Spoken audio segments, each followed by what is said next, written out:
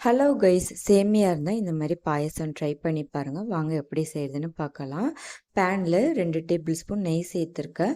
First முந்திரி பருப்பை வறுத்து எடுத்துக்கலாம்.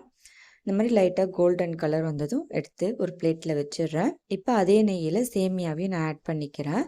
நல்லா வறுபட்டுக்கட்டும் சேமியா. நல்லா வறுபட்டதும் இதில் 2 கிளாஸ் தண்ணி ஊற்றிருக்கேன். ஃபுல்லாக பாலிலே வேக வைக்கிற மாதிரி இருந்தால் பால் சேர்த்துக்கோங்க. இப்போ சேமியா வந்து ஒரு 50% வெந்துருச்சு. இந்த ஸ்டேஜில் 1 கிளாஸ் பால் ஊற்றிக்கிறேன். பாலில் நல்லா வேகட்டும். வெந்ததுக்கப்புறம் இதில் வந்து கஸ்டர்ட் பவுடர் ஆட் பண்ணிக்கிறேன். 2 டேபிள் ஸ்பூன் கஸ்டர்ட் பவுடர் எடுத்துக்கிறேன்.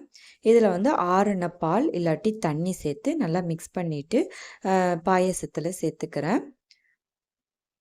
இது சேர்த்ததும் கொஞ்சம் திக்காகும், அதனால் விடாமல் கிண்டிக்கிட்டே இருங்க.